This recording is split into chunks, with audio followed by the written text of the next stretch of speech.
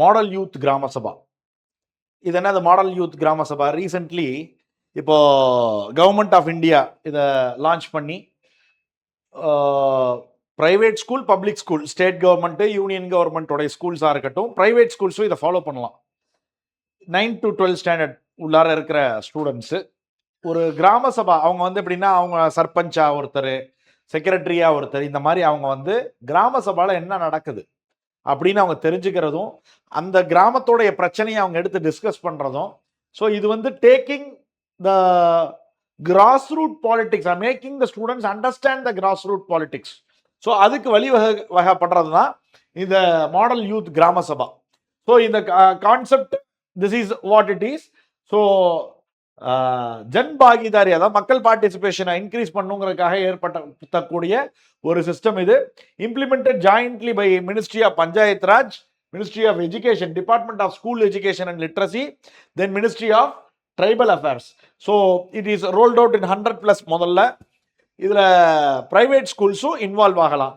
So this is the whole thing with relate to this one. Okay, so here local self government can be best explained as democratic decentralization. இது ஒரு question கேட்கப்பட்டது தான். So model youth எந்த schools எல்லாம், all the schools can take part, all the 3 as answer. Now 3 language policy. See, இந்த 3 language policy அப்படிங்கிறது இன்னைக்கு வரலையும் ஒரு பெரிய கண்டென்ஷியஸ் இஷ்யூவாக இருக்குது. though many states have adapted, but how many states really follow 3 language policyங்கிறது ஒரு பெரிய கொஸ்டின். அது பர்டிகுலர்லி நார்த் இந்தியாவில். இப்போ 3 language பாலிசி அப்படிங்கும் போது, இது ஹிந்தி எதிர்ப்பு 1965 பெருமளவில் ஹிந்தி எதிர்ப்பு போராட்டங்கள்லாம் நடந்து அது ஒரு பெரிய ப்ராப்ளம்ஸ்லாம் ஆகி, ஸோ 1968 ஃபஸ்ட்டு டைமாக ஒரு பாலிசி, லாங்குவேஜ் பாலிசி கொண்டு வராங்க கவர்மெண்ட். அந்த லாங்குவேஜ் பாலிசியில் முறையாக கொண்டு வரப்பட்டது தான் இந்த 3 language formula or 3 language national education policy of 1968. Language பாலிசிலையுமே 3 language எப்படின்னா, இப்போ நார்த் இந்தியாவை பொறுத்தவரையிலையும் ஏதோ ஒரு சவுத் இந்தியன் லாங்குவேஜும், இங்கிலீஷும், ஹிந்தியும். சவுத் இந்தியாவை பொறுத்தவரையிலையும் இங்கிலீஷும் their mother tongue and Hindi இப்படிங்கிறதாக. ஸோ இப்போ நான் ஹிந்தி ஸ்பீக்கிங் ஸ்டேட்ஸில் ஹிந்தியை கொண்டு வர்றதும், ஒரு இங்கிலீஷ் படிக்கிறதும் அவங்க தாய்மொழியும். ஹிந்தி ஸ்பீக்கிங் ஸ்டேட்ஸில் வந்து ஏதோ ஒரு சவுத் இந்தியன் லாங்குவேஜ் இப்படின்னு. But the bigger problem, Tamil Nadu பொறுத்தவரை இது ஒத்துக்க மாட்டேன். இது கொத்தாரி கமிஷனுடைய ரெக்கமெண்டேஷனில் வந்தது. நியூ எஜுகேஷன் பாலிசியில் 3 language ஃபார்முலாவை வந்து இவங்க கம்பல் பண்ணுறாங்க. ஆனால் இதுலேயுமே என்ன பண்ணிட்டாங்கன்னா, இப்போ ஃப்ளெக்சிபிள் பண்ணிட்டாங்க. ஏதோ ஒரு 3 languageங்கிற மாதிரி பண்ணிட்டாங்க. அது தாய்மொழி, இங்கிலீஷு, கூட ஏதாவது ஒரு லாங்குவேஜ்னு. இப்போ பெரும்பாலான ஊர்களில் அந்த லாங்குவேஜ் எடுக்கிறதுங்கும் போது பார்த்தீங்கன்னா, நார்த் இந்தியாவில் டிபெண்டிங் அது ஒரு பாலிடிக்ஸ் ஆனனால சான்ஸ்கிரிட் எடுத்துக்கிறாங்க, இல்லை ஏதோ ஒரு லாங்குவேஜுங்கிற மாதிரி ஆகுது. ஸோ இப்போ சவுத் இந்தியாவை பொறுத்தவரை 2 language எங்களுக்கு போதும்னு சொல்லி தமிழ்நாடு குறிப்பாக நிற்கிது. ஸோ இப்போ இந்த ஒரு issue. So when it came what it came, that is what we are talking. So 3 language policy, 2 language policy, a bigger problem that keeps going. The government is refusing to pay money to the state which is not implementing certain programs. All these kind of things are going on. So with commission, Kothari commission. Then interstate trade commerce and under article 304. இப்போ இந்த 304 பார்த்தீங்கன்னா, இப்போ president recommendation required to introduce a bill in a parliament அப்படின்னு நீங்கள் பார்க்கும்பொழுது article 3 ஒரு ordinary bill. அந்த ordinary பில்லுக்கு president recommendation is required to introduce the bill in the parliament. இது அதே மாதிரி 110 மணி பில் பிரசிடென்ட் ரெக்கமெண்டேஷன் வேணும். 117 ஃபைனான்ஷியல் பில் பிரசிடென்ட் ரெக்கமெண்டேஷன் வேணும். 264 அகெயின் அது மணி பில்ல வர்றதா, அது டாக்ஸிங் இன் ஸ்டேட் சப்ஜெக்ட், பிரசிடென்ட் ரெக்கமெண்டேஷன் வேணும். Similarly if you see this 304 article 304 clause B president recommendation வேணும். ஸ்டேட் வந்து ஒரு டாக்ஸ் இம்போஸ் பண்ணுறதுக்கு. இப்போ இங்கே எது என்ன மேட்டரில் இங்கே நடந்துச்சுன்னா, ராஜஸ்தான் கவர்மெண்ட்டு ஆஸ்பெஸ்டாஸ்க்கு அவங்க வந்து ஒரு 2007 நோட்டிஃபிகேஷனில் வேட், அன்னைக்கு வேட் இருந்துச்சு. ஆஸ்பெஸ்டாஸ் வந்து வேட் வந்து கிடையாது, ராஜஸ்தானில் மேனுஃபேக்சரர் எதுக்கும் வேட் கிடையாதுங்கிற மாதிரி ஒரு ரூல் போட்டாங்க. பட் இது வேற ஊர்ல இருந்து எடுத்துட்டு வரக்கூடிய பொருட்களுக்கு அதே பொருளுக்கு டாக்ஸ் இருக்குது. ராஜஸ்தான்ல மட்டும் கிடையாதுன்னு. இப்ப 304 எடுத்து பார்த்தோம்னா அந்த ரெஸ்ட்ரிக்ஷன்ஸ் தான் அது தடை செய்யுது. Interstate trade commerce 301 to 307 speaks about freedom of interstate trade commerce. இந்தியாவில் இன்ட்ரஸ்டேட் இன்ட்ராஸ்டேட் ரெண்டுமே இருக்கு. இது வந்து ஆஸ்திரேலியால இருந்து நம்ம அடாப்ட் பண்ண ஒரு கான்செப்ட், பட் ஆஸ்திரேலியன் கான்செப்டோட வைடர் கான்செப்ட் நம்மளுது. இதுல restrictions on trade commerce and intercourse among states. இதுல 304ல பாத்தீங்கன்னா state may impose tax to any goods imported from other states or union territory only if similar goods are equally taxed in the state.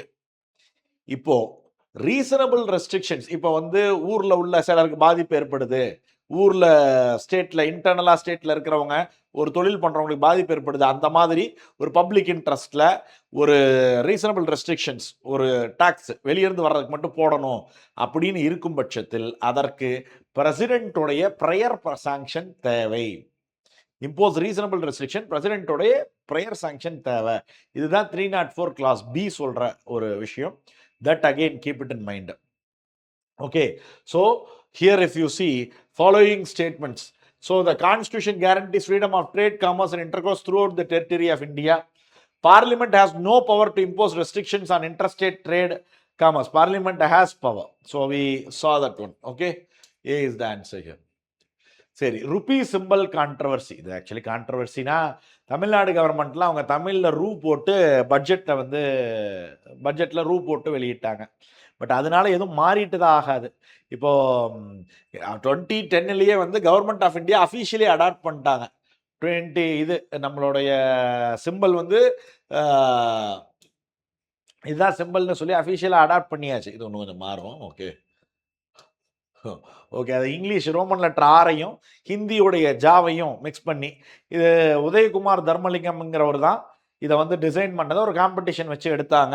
இதில் வந்து இந்த rupee Indian ருப்பியோடைய simple U+20B9 அப்படிங்கிறது தான் Unicode. இந்த Unicode என்னன்னா universal standard that assigns unique code points to character symbols and script across languages. So இதுதான் Indian சிம்பிளுக்கு உண்டான, Indian rupee சிம்பிளுக்கு உண்டான கோட் பாயிண்ட். அது 20B9 U+20B9. சரி, எதுக்காக சார் நம்ம முதல்ல சிம்பிளை மாற்றணும்? முதல்ல RSன்னு போட்டுட்டு இருந்தோம். பாகிஸ்தானு மற்ற இதெல்லாம் பல கண்ட்ரி அதை போட்டுட்டு இருந்தாங்க. ஸ்ரீலங்கா இங்கெல்லாம் ருபீஸ்ன்னு இருக்கும். அதனால நம்ம வந்து இப்படி மாற்றணும், அந்த சிம்பிள் மாற்றணும். இப்போ தமிழில் தமிழ் ரூ போட்டு போட்டது.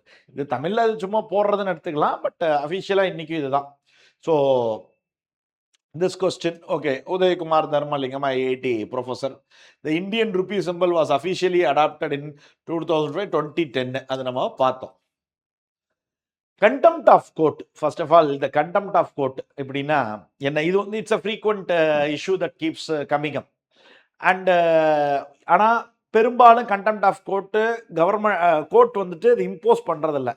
HN சான்யால் கமிட்டி ரிப்போர்ட் என்ன சொன்னாங்க அப்படின்னா, கண்டெம்ட் ஆஃப் கோர்ட் பீப்புளுக்கு வந்து கோர்ட்டு மேலே ஒரு கான்ஃபிடன்ஸ் வரணும். சும்மா கோர்ட் ஒரு வேர்டிக் கொடுக்குது, யாராவது எதையாவது எழுதுறது எதாவது பேசுறது, they speak as they like, defaming the court அப்படின்னா கோர்ட் மேலே நம்பிக்கை போயிடும்.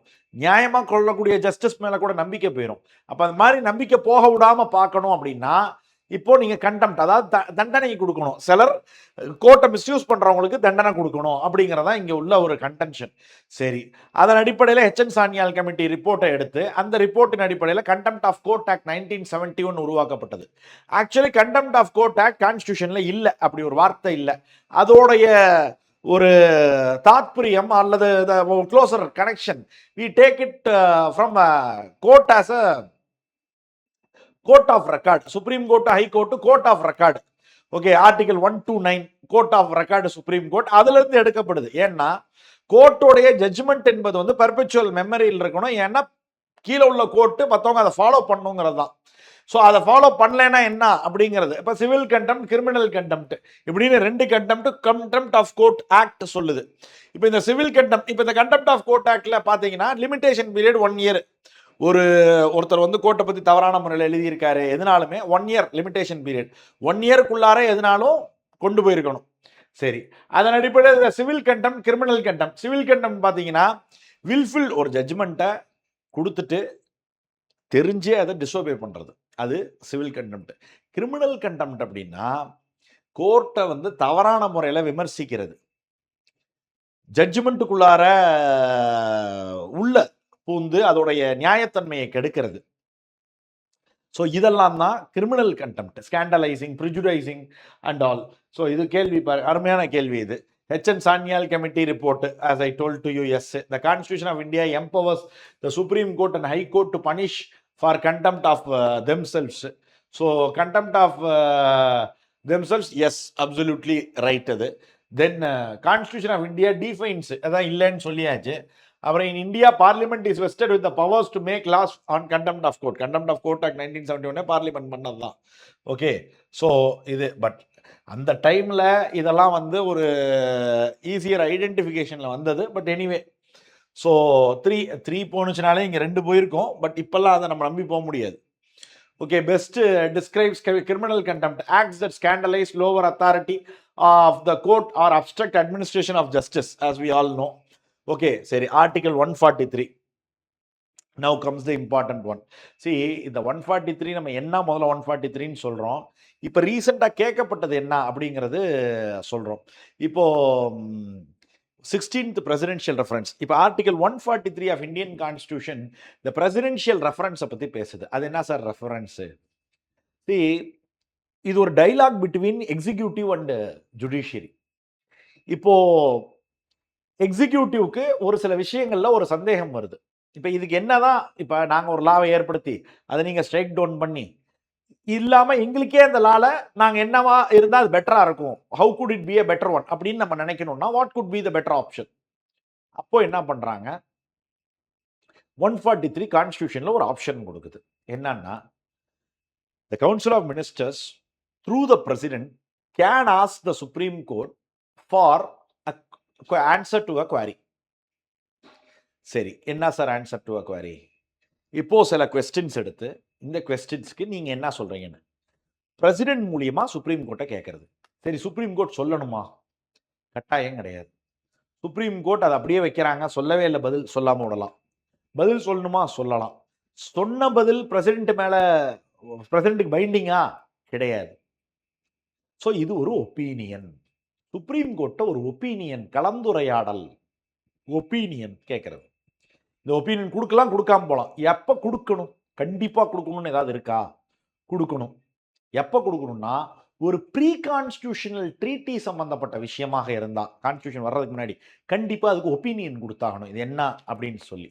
ஸோ இதுதான் 143 உடைய பேசிக் ஐடியா.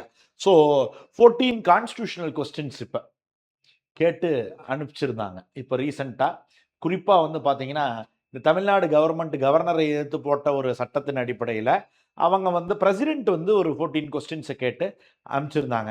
அப்போ என்னென்ன இஷ்யூஸ்னாலும் power of governor and president, இது அசன்ட் ஆஃப் பில். அப்போ கவர்னருக்கு ஒரு வீட்டோ பவர் இருக்கா இல்லையா, என்ன மாதிரி வீட்டோ பவர் இருக்குது, பிரசிடென்ட்டுக்கு என்ன மாதிரி வீட்டோ பவர் இருக்குது, கோர்ட் வந்து ஒரு டைம் லைன் கொடுக்க முடியுமா? ஏன்னா தமிழ்நாடு கவர்மெண்ட் போட்டதில் கவர்னருக்கு சொல்லியிருந்தாங்க மேக்சிமம் 1 மாதம், 1 மாதத்தில் நீங்கள் பதில் கொடுத்தாகணும். இல்லை நீங்கள் வித்ஹோல்ட் பண்ணுறீங்க, ரிஜெக்ட் பண்ணுறீங்கன்னா ரிஜெக்ட் பண்ணுற காரணம் 1 மாதத்தில் சொல்லுங்கள். இல்லையா ரீகன்சிடரேஷனுக்கு கோர்ட்டு பிரசிடென்ட்டுக்கு அனுப்பிடுங்க, ஏதாவது ஒன்று பண்ணணும் அப்படின்னு சொல்லியிருந்தாங்க. அப்படி ஒரு டைம் கொடுக்க முடியுமா அப்படின்னு சொல்லி இதெல்லாம் மைண்டில் வச்சு கேட்டிருந்தாங்க. ஸோ இதெல்லாம் என்ன கொஸ்டின் கேட்டாங்க, அதுக்கு கோர்ட்டோடைய ஸ்டாண்ட் என்னங்கிறத பார்ப்போம். What are the constitutional options of the governor under 200? அப்போ 200ல முதல்ல வீட்டோ பவர் என்னென்ன பவர்லாம் இருக்கு அப்படின்னு கேட்குறாங்க. இப்போ கவர்னர் ஹேஸ் ஒன்லி 3, கோர்ட் சொன்னது என்ன, 3 கான்ஸ்டிடியூஷனல் பவர். ஒன்று அசன்ட் டு பில், கொடுத்தா சைன் போடுறது, இல்லையா போட முடியாது, இது இந்த காரணத்தினால முடியாது, காரணம் சொல்லி போட முடியாமல் விடுறது, except money bill. Money bill அவர் போட்டாகணும். இல்லையா reserve the bill for president's consideration. Court stressed that governor cannot invent new options such as sitting indefinitely or maintaining silence. எதுவுமே சொல்ல மாட்டேன், எதுவும் பண்ண மாட்டேன், நான் பாக்கெட் வீட்டை வச்சுட்டு இருப்பேன், அப்படி பண்ணக்கூடாது. Then while the governor generally acts on ministerial advice, Article 200 grants limited discretionary space. Is the governor bound by the Council of Ministers advice? இப்படி ஒரு கேள்வி யாரு பிரசிடென்ட் கேட்டிருந்தது, கோர்ட் சொன்னது. நார்மலா மினிஸ்டர் அட்வைஸ்ல இருக்கணும், இதுல லிமிட்டட் டிஸ்கிரிஷன் இருக்கு. However, discretion cannot be used as a political veto or to defeat the legislative purpose. Excessive delays distort the constitutional scheme. இதேதான் அவங்க முதல்ல சொன்ன வெர்டிக்டே தான் இப்பயும் சொல்றாங்க. லிமிட்டட் டிஸ்கிரிஷன் என்னது? நான் இதை வித்ஹோல்ட் பண்றேன். வித்ஹோல்ட்னா என்ன? நீக்கிறேன், எனக்கு ஒத்துக்க மாட்டேன் சொல்லலாம், காரணத்தை சொல்லணும். Limited discretion. அவர் எதுவுமே இல்லாத டிஸ்கிரிஷன்லாம் கிடையாது. அதே போல எக்ஸசிவ் டிலே பண்ண முடியாது, கூடாது. Then is constitutional discretion under article 200 and 201 justiciable? அப்படின்னா என்னன்னா கான்ஸ்டிடியூஷனல் டிஸ்கிரிஷன். அப்போ கான்ஸ்டிடியூஷன்ல அவருக்கு இஷ்டத்துக்கு அவர் ஒன்று செய்யலாம்னு சொல்லக்கூடிய அந்த 200 201ல இருக்கிறதாக அது முதல்ல அக்செப்டபிளா? ஸோ கோர்ட் என்ன சொல்ற, content or merits of governor president's decisions are not justiciable. அதாவது அவங்க என்ன சொல்றாங்களோ, இப்ப ஏன் கோர்ட்ல நீங்க எப்படி இத சைன் போட மாட்டேன்னு சொல்லலாம், காரணம் சொல்லணும், அவர் எதுக்கு மாட்டேன் அப்படின்னு சொல்லலாம். அது கோர்ட்ல கேட்க முடியாது. Content merit of the governor or president decision நீங்க எப்படி சிந்திச்சீங்கன்னு சொல்லி கோர்ட் கேட்க முடியாது ஜுடிஷியல் ரிவ்யூல. அது நாங்க ஒத்துக்கிறோம், அந்த பவர் கோர்ட்டுக்கு கிடையாது. Judicial intervention ensures a balance between constitutional autonomy and accountability. In cases of indefinite inaction, the court can issue mandamus directing the governor to make decision within a reasonable time. அதேதான். இப்போ எப்படின்னா court எந்த அடிப்படையில் நீங்க இந்த முடிவு எடுத்தீங்க, நீங்க எப்படி இதை சைன் போடாம இருக்கலாம் அப்படியெல்லாம் கோர்ட் கேட்காது, கேட்கவும் முடியாது. அது உங்க சுதந்திரம், அந்த டிஸ்கிரிஷன் உங்களுக்கு இருக்கு. ஆனால் நீங்க ஒரு ஆக்ட் ஒரு லா கொண்டு வர்றாங்க, அந்த லாவை நீங்க எதுவுமே பண்ணாம அப்படியே வச்சிட்டு இருக்கீங்க. அப்படி நீங்க வச்சிட்டு இருக்க முடியாது. அப்படி வச்சுக்கிட்டு இருந்தா அதை தலையிடுறதோட எல்லா உரிமையும் கோர்ட்டுக்கு இருக்கு. ஒரு ரீசனபிள் டைம்ல அதை முடிங்க, சைன் பண்ணுங்கன்னு சொல்ற உரிமை கோர்ட்டுக்கு இருக்கு. இதுதான் இங்க சொல்லப்படுறது இந்த கொஸ்டின். அடுத்தது is article 361 absolute bar to judicial review in relation to the governor under 300. இப்ப 361 என்ன சொல்லுது? Any act done as governor or president shall not be put for judicial review. இது அதே போல் அவங்கள கவர்னராக இருக்கும் போதோ பிரசிடெண்ட்டாக இருக்கும் போதோ அரெஸ்ட் பண்ண முடியாது. கிரிமினல் ப்ரொசீடிங் இல்லை, சிவில் ப்ரொசீடிங் 2 months நோட்டீஸ் கொடுக்கணும். இதை சொல்லுது. இப்போ இதுக்கு கோர்ட்டோடைய stand 361 completely prohibits judicial review regarding personal accountability of the governor in judicial proceeding. Constitution is intentionally silent on timeline.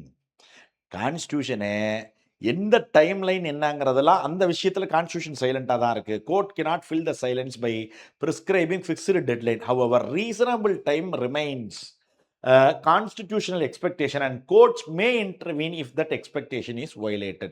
இப்போ இந்த விஷயத்தில் என்ன சொல்கிறாங்கன்னா, அவங்களுக்கு ஜுடிஷியல் ரிவ்யூ இல்லைன்னு 361 சொல்லுது. Personal accountability of governor in judicial proceeding. So regarding அவங்க personal அக்கௌண்டபிலிட்டியில் கவர்னராக அவருடைய பர்சனல் லெவலில் அவர் பண்ணுறது. இங்கே ஒரு பில் அவருக்கு வர்றத இன்டெஃபினைட் டைம் பீரியட் அவர் வச்சிருக்கிறது. டைம் பீரியட் அவர் கொடுக்கல, கான்ஸ்டியூஷனே கொடுக்கல. ஆனால் இன்டெஃபினைட்டாக வச்சுட்டு இருக்கிறதும், இப்போ கான்ஸ்டியூஷன் ஒரு டைம் இத்தனை நாள் கூட கொடுக்காத போது உங்கள் டிஸ்கிரிஷனாக நீங்கள் நினச்சிக்கிறதும் தவறு. அப்படிதான் கோர்ட் சொல்லுது. கொடுக்கல, அது உண்மைதான், இன்டென்ஷனலாகவே தான் கொடுக்கல. அதுக்காக நீங்கள் ஒரு ரீசனபிள் டைம்னு ஒன்று இருக்கு, காரணமே இல்லாமல் நீங்கள் வச்சுக்கிட்டு இருப்பீங்க அப்படின்னா அது மிஸ்யூஸ். அதுதான் அடுத்த கொஸ்டின். ஸோ இது can time lines be imposed under 200? அதே 200 அதே ஒட்டி தான் திருப்பி கேள்வி. The constitution is intentionally silent on time line, court cannot fill silence. அப்படியே பண்ண முடியாது. டைம் லைன் கொடுக்கலாமா? அன்டியூ இது இருந்தா, அன்டியூ டைம் வேஸ்ட் இருந்தா தாராளமா பண்ணலாம். Is exercise of constitutional discretion by the president under article 201 justiciable. இப்போ கான்ஸ்டிடியூஷனல் டிஸ்கிரிஷன் பை பிரசிடென்ட், இப்போ 201ல பிரசிடென்ட் ஒன்று ரெஃபர் பண்ணாரு, கவர்னர் ஒன்று பிரசிடென்ட்டுக்கு ரெஃபர் பண்றாரு. இப்போ பிரசிடென்ட் அதை வச்சுக்கிட்டு இருக்காரு. அவர் டிஸ்கிரிஷன் பிரசிடென்ட் இங்க என்ன பண்ணுங்கிறது அதை how is the court looking into? For the same reason as indicated in the context of the governor, the president too cannot be bound by judicially prescribed timeline. இப்போ எங்கேயுமே constitution ஒரு இடத்துல இல்லை judiciary வந்து இந்த டைம்லைனை சொல்லலை. இப்போ 1 monthன்னு சொன்னாங்களே அந்த இதில் அதை இங்கே சொல்லலைங்கிறாங்க. டைம்லைன் சொல்ல, ஆனால் அன்டியூவாக வச்சுட்டு இருக்கக்கூடாது. அதை திருப்பியும் சொல்கிறாங்க. இப்போ அடுத்த question, can the president be bound to the timeline within while exercising power? So no, the president's subjective satisfaction is sufficient. அவருக்கு ஒரு டைம்லைன் இல்லைன்னு சொல்லிடுறாங்க. Then is the president required to seek Supreme Court's opinion whenever bill is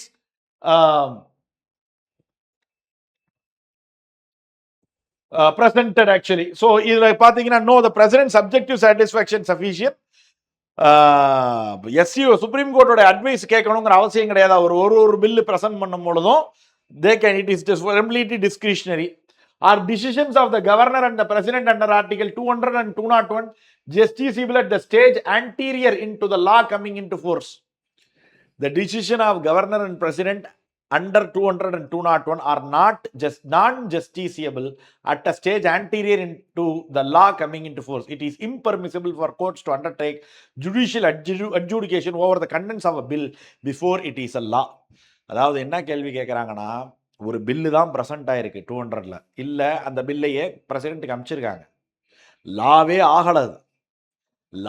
ஆகாத ஒரு விஷயத்தில் court தலையிட்டு இப்படித்தான் நீங்கள் பண்ணணும்னு நீங்கள் சொல்ல முடியுமான்னு கேட்குறாங்க. கோர்ட்டு ஒரு பில் ஆக்ட் ஆனாதான் அது எங்களுக்கு அந்த பவர் இருக்குது. போஸ்டீரியர், ஆன்டீரியரில் இல்லை. ஆன்டீரியர்னா prior to becoming an act, இல்லை பில்லாக இருக்கும் போது இல்லை அப்படின்னு சொல்லிடுறாங்க. இதில் can the exercise of constitutional powers and the orders of president governor substituted in any manner under article 142 அப்படிங்கிறது என்னது முதல்லையுமே பார்த்தோம். டைரக்டா எக்ஸிக்யூட்டிவ்க்கு ஒரு ஆர்டர் கொடுக்கிறது, டைரக்டா ஒரு ஆர்டர் கொடுத்து செய்ய சொல்றது. அது court exercise of constitutional power and order of president governor cannot be substituted in any manner under 142, nor does it allow the concept of deemed assent of bills. என்னன்னா அந்த தமிழ்நாடு கேஸ்ல கோர்ட் என்ன சொல்லியிருந்தாங்கன்னா, ஒரு குறிப்பிட்ட ஒரு மாசத்துக்கு மேல நீங்க வச்சுக்கிட்டு இருக்கீங்கன்னா அது பாஸ் ஆயிட்டதா அர்த்தம்னாங்க. அது இல்ல அப்படிங்கிறாங்க. பாஸ் ஆயிட்டதா அர்த்தம் அப்படின்னு சொன்னது இல்ல அப்படிங்கிறாங்க. Is a law made by state legislature a law in force without the assent of governor granted? அதான் இப்ப அடுத்த கேள்வி. அப்ப கவர்னர் சைனே பண்ணலனால அவர் வச்சுட்டு இருந்தாரு, அன்ரீசனபிள் டைம், அது ஆட்டோமேட்டிக்கா ஆயிருச்சுன்னு சொல்ல முடியுமா அப்படிங்கிற கேள்வி. So there is no question of a law made by a state legislature coming into force without assent of governor under 300. So அப்படி கொண்டு வர முடியாது. ஏன்னா தமிழ்நாட்டில் இவர் வச்சுக்கிட்டு இருந்தாரு, லாஸ்ட் கவர்னர் மிஸ்டர் ரவி வச்சுட்டு இருந்தாருங்கிறதுக்காக கோர்ட் அப்போ கொடுத்த வேர்டிக்டில் இவங்க உடனே அதை சட்டமாக்கினாங்க, இயற்றினாங்க. அது கோர்ட் வேர்டிக்ட் கொடுத்தாங்க. அந்த வேர்டிக்டை எதிர்த்து தான் இத்தனை கொஸ்டினை போட்டு கேட்டாங்க. ஸோ இந்த கொஸ்டின்ஸ் கூடுமா அப்படிங்கிறது தான் இப்போ இதில் பெரும்பாலும் என்னன்னா ரெண்டு சைடும் கரெக்ட் பண்ணுற மாதிரி, அதாவது அன்டியூ டிலே கூடாது, அட் த சேம் டைம் வச்சிட்டு இருக்காங்கிறதுக்காக நீங்க ஒரு மாசம் டைம், அந்த ஒரு மாசம் டைம்ங்கிறது நீங்க இப்ப எடுக்கக்கூடாது, அப்படி எடுக்கக்கூடாது. ஒரு மாசம் டைம்ல ஒரு ஸ்ட்ரிக்ட் ரூல் கிடையாது, அன்டியூ டிலே வைக்காதீங்க. ஆனா ஒரு மாசம் டைம்ல ஸ்ட்ரிக்ட் ரூல் கிடையாது. டைரக்டா வந்து அதே 142 என்ன, டைரக்டா பார்லிமெண்ட்டுக்கு ஒரு கவர்னருக்கு நீங்க இதை செஞ்சாகணும்னு சொல்லி 142 மூலியமா நம்ம சொல்லவும் முடியாது. ஒரு பில்லு சட்டமாகாம அதுல வந்து கோர்ட் தலையிட்டு ஒரு செயல்பாடை செய்ய முடியாது. ஜுடிஷியல் ரிவ்யூ கூடாது. இதெல்லாம் தான் சாராம்சம். இது ரெண்டு சைடும் பேலன்ஸ் பண்ண மாதிரி இந்த கொஸ்டின்ஸ்க்கு வந்து அவங்க பதில் கொடுத்துருக்குறாங்க கோர்ட். ஓகே, இது வந்து 2017 question. What is this judicial review all about? Power of judiciary to pronounce upon constitutionality of laws and executive orders. நல்லா புரிஞ்சுக்கணும், லெஜிஸ்லேட்டிவ் ஆக்ட்ஸ் மட்டும் கிடையாது, எக்ஸிக்யூட்டிவ் ஆர்டரையும் எதிர்த்து கேள்வி கேட்டால் அதுக்கு வந்து ஜுடிஷியல் ரிவ்யூ. அதுதான் judicial review. With regard to article 143, it deals with advisory jurisdiction of Supreme Court. Yes, the advice given by the Supreme Court under this article is binding on the president. அப்பயே சொன்னா இது binding கிடையாது. The president may refer the question of law or fact of public importance to the Supreme Court. Yes, law, question of law, Lana சட்டத்தில் உள்ள சந்தேகமும் கேட்கலாம், ஜெனரலான ஒரு fact அந்த சந்தேகமும் கேட்கலாம். Okay, so only 2 is right. Special leave petition. See, it was in news because the Vice President of India stated recently that the provision of SLP initially meant to be a narrow state. That means a rare occasion இருக்கணும்னு நினைச்சது. இப்போ ஆர்பிட்ரல் ப்ராசஸே வந்து அது ஒரு white spread use ஆயிருச்சு, ஆளாளுக்கு பண்ணுறாங்க. சரி அப்படின்னா என்ன? Article 136 of Indian constitution speaks about special leave petition. Special leave பெட்டிஷன்னா இப்போ ஒரு கோர்ட்டில் ஒரு ஜட்ஜ்மெண்ட் வருது, நம்ம வழக்கமாக அடுத்த கோர்ட்டுக்கு மேலே ஹையர் கோர்ட்டுக்கு அப்பீல் போகணும். அப்படி இல்லாமல் கீழே கோர்ட்லேருந்து எதை வேணாலும் பைபாஸ் பண்ணி நேராக ஸ்ட்ரெயிட்டாக நம்ம வந்துட்டு சுப்ரீம் கோர்ட்டுக்கு போகிறது. இப்போ சுப்ரீம் கோர்ட்டில் போய் நம்ம ஸ்பெஷல் லீவ் பெட்டிஷன் சொல்கிறது அப்பீலுக்கு, எங்கள் அப்பீல் இதை எடுத்துக்கங்கன்னு. இப்போ சுப்ரீம் கோர்ட் இதை எடுக்கலாம், எடுக்காமலும் போகலாம். இப்போ சுப்ரீம் கோர்ட் எடுத்துக்கிட்டாங்க இந்த அப்பீல் அப்படின்னா அவங்க விசாரிப்பாங்க. அவங்க என்ன ஜட்ஜ்மெண்ட் கொடுக்குறாங்கன்னா ஃபைனல். அது நம்ம ஒத்து வரலைன்னா திருப்பி வந்து லோவர் கோர்ட்டில் வந்து அப்படி போக முடியாது. அதோட அது முடிஞ்சிருச்சது. So it is not a right, it is a request one can do. But இந்த special leave discretionary power of supreme court ஆக்சுவலாக. பட் இது என்ன ஆச்சுன்னா இது ஒரு ஃப்ரீக்வெண்ட் யூசேஜ் கொண்டு போயிட்டாங்க அது. Okay, the Supreme Court to hear appeals against judgment, decrees or orders of any court or tribunal except armed force tribunal. இந்த except armed force tribunal மைண்ட்ல வச்சுக்கோங்க. இந்த except armed force tribunal alone it is there which one cannot go for. So இது மட்டும் முடியாது. Other தான் அவங்க எதை வேணாலும் எடுக்கலாம். கிரிமினல் மேட்டர், சிவில் மேட்டர் ரெண்டுமே எடுக்கலாம். ஓகே, ஸோ யூஸ்வலாக இந்த ஹைகோர்ட் ஜட்ஜ்மெண்ட்னா 90 டேஸ்க்குள்ளார எஸ்எல்பி போகணும் அப்படிங்குவாங்க. எஸ்எல்பி அவங்க அலோவ் பண்ணாங்கன்னா உண்டு. 1935 ஆக்ட்லேருந்தே இந்த ஒரு ஸ்கோப் அவைலபிளாக தான் இருந்துச்சு. But applicable to both civil and criminal cases. But ரேராக இருந்தது, இன்னைக்கு ரொம்ப ஃப்ரீக்வெண்ட் ஆயிருச்சு. ஸோ இதுதான் ஆர்டிகல் 136. இதை தான் லாயர்ஸ் பேரடைஸ்னு சொல்லுவாங்க ஒரு காலத்தில். இதை பேரை எஸ்எல்பியை வந்து லாயர்ஸ் பேரடைஸ். ஏன்னா ஒரு அட்வொகேட்டு டைரக்ட்லி வந்து சுப்ரீம் கோர்ட்டுக்கு போகிறதுக்கு உண்டான வாய்ப்பு ஈஸியாக கிடைக்கிது. அதுவும் இல்லாமல் வேகமாக ஒரு கிளைண்ட்டுக்கு ஒரு ஜஸ்டிஸ் கொடுக்கறதுக்கு வேகமாக it helps them to provide justice. அதனால இது சொல்லப்படுறது. சரி, ஸோ இது என்னது 136 நான் சொன்னேனே, article 136. So that is what it is. Now curative petition.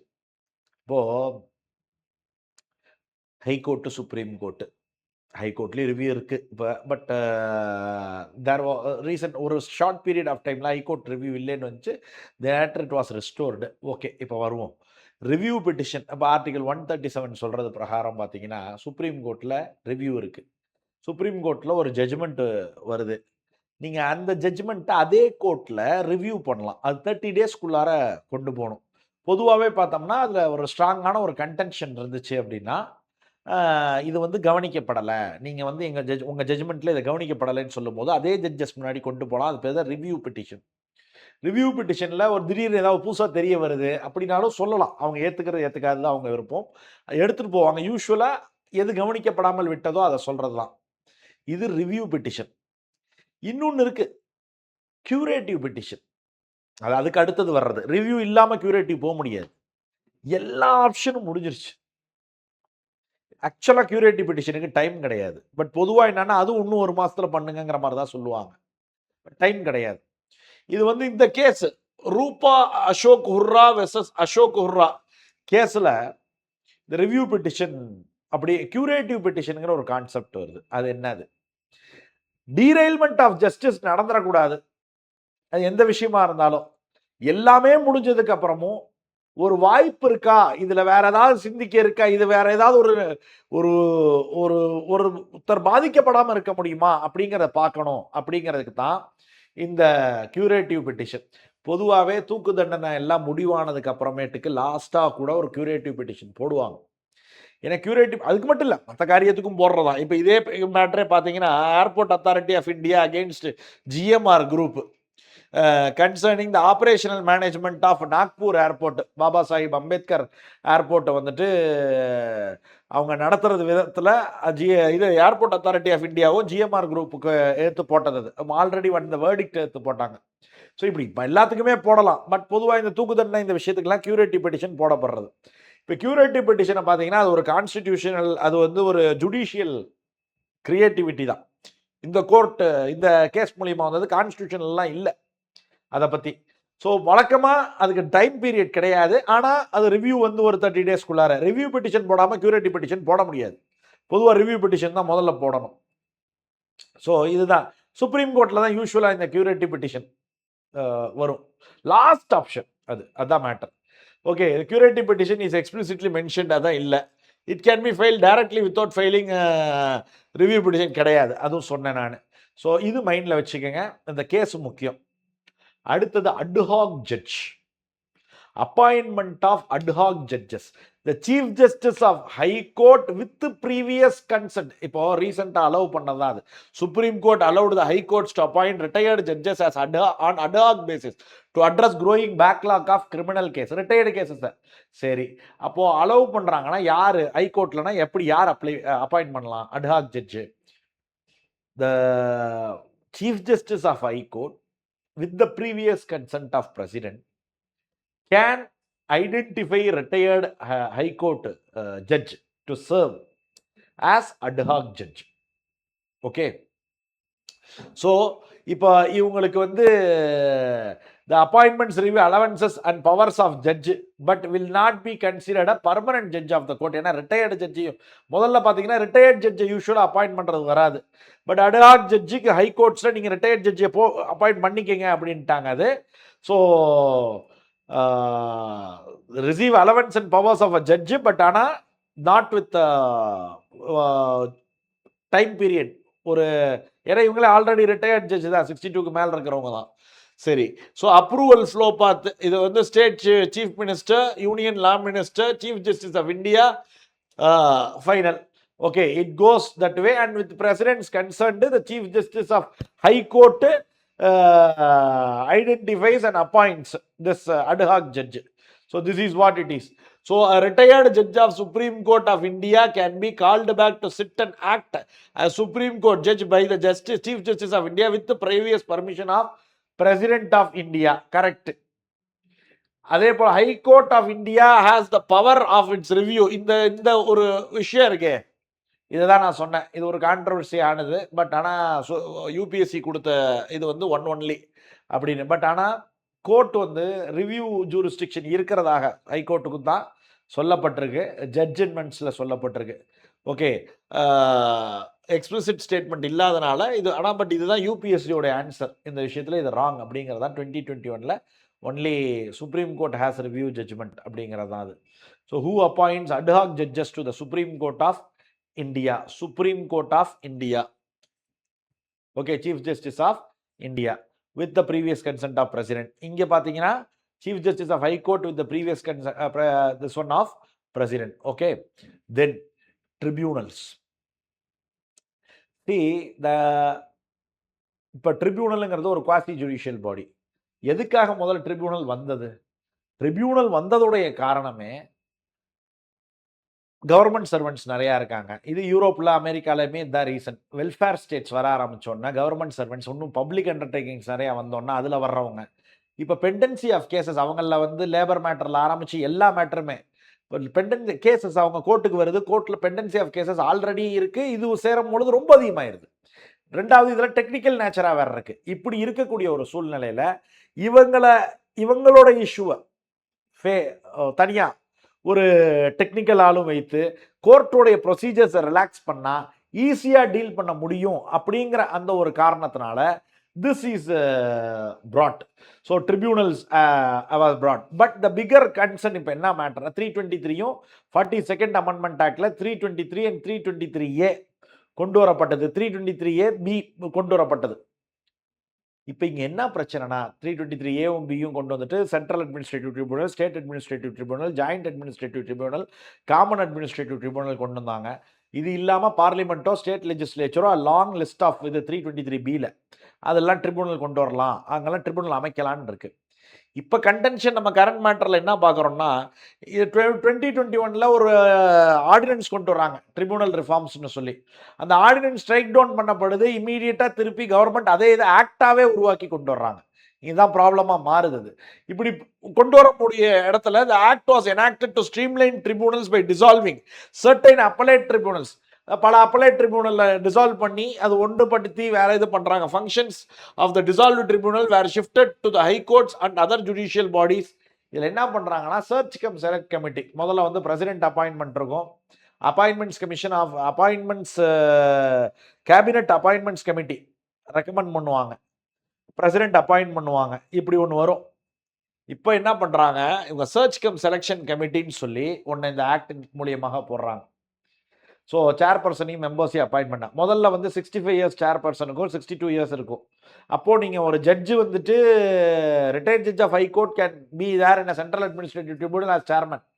மற்ற மாதிரி இருக்க முடியாது, ஏன்னா 62, 65. பட் இப்போ என்ன பார்த்தீங்கன்னா ஏஜை வந்து 67, 17 மாற்றுறாங்க. 4 இயர்ஸ் டேர்மும் or completion of 4 years which ever is earlier அப்படிங்கிறாங்க. ஸோ இப்போ ரிட்டையர் ஆன ஒரு ஜட்ஜும் உட்காரலாம் அங்கே. இது அவங்களுக்கு ஒரு ஆப்ஷன் பண்ண மாதிரி ஆயிடுச்சு இப்போ. So removal of tribunal member, central government based on the recommendation of search cum selection committee can remove. State administrative ட்ரிபியூனலுக்கு இதே சர்ச் கம் செலெக்ஷன் கமிட்டி ஸ்டேட்டில் இருக்கலான்னு. பட் இதில் வந்து சுப்ரீம் கோர்ட் ஹஸ் ஃபிளாக்டு கன்சர்ன்ஸ், இதில் லாட் ஆஃப் கன்சர்ன்ஸ் இதில். But ஆனால் again it remains the same actually. Okay. So, the tribunals in India are established to reduce the burden of regular courts and provide specialized adjudic. Correct. All tribunals are constitutional bodies mentioned in the இல்ல எல்லா ட்ரிபியூனலும் constitutional பாடி எல்லாம் கிடையாது. Tribunals act முதல்லயே tribunal act 1985 மூலியமாக தான் tribunals வர ஆரம்பிச்சது. So இப்போ வந்து அதை தான் வந்து ட்ரிபியூனல் ரிஃபார்ம்ஸ் ஆக்ட்னு கொண்டு வந்திருக்காங்க. அதில் இன்னும் கொஞ்சம் மாற்றி கொண்டு வந்திருக்காங்க, ப்ரொசீஜர்ஸ்லாம் மாற்றிருக்காங்க. So this is what it is. இப்போ ட்ரிபியூனல்ஸில் பார்த்தீங்கன்னா நீங்கள் என்ன மாற்றம், கோர்ட்டுக்கும் அதுக்கும் என்ன மாற்றம் அப்படின்னா, ஃபர்ஸ்ட் ஆஃப் ஆல் அட்வொகேட்ஸ் தேவை கிடையாது, இருந்தாலும் இருக்கலாம். பட் ஆனால் பொதுவாக தேவையில்லை, அட்வொகேட்ஸ் தேவையில்லை. உங்களுக்கு வந்து நார்மல் ஒரு கேள்வி எழுப்பி அந்த கேள்வியின் பதில் கேள்வி இதே மாதிரி தான் வரும். அப்போ யார் வேணாலும் அதை அட்ரஸ் பண்ணலாம். ஒரு லீகல் எவிடன்ஸ் மெத்தடெல்லாம் வந்து ஸ்ட்ராங் எவிடன்ஸ், நீங்கள் ஒரு சிபிசியோடைய ப்ரொசீஜர்ஸ் அப்படியே இருக்கணுங்கிறதெல்லாம் கிடையாது. ஸோ ஈஸியாக ஒரு கேஸ் முடிய வாய்ப்புகள் இருக்கும். அதுதான் tribunal. Veranda IAS, where your dream becomes reality.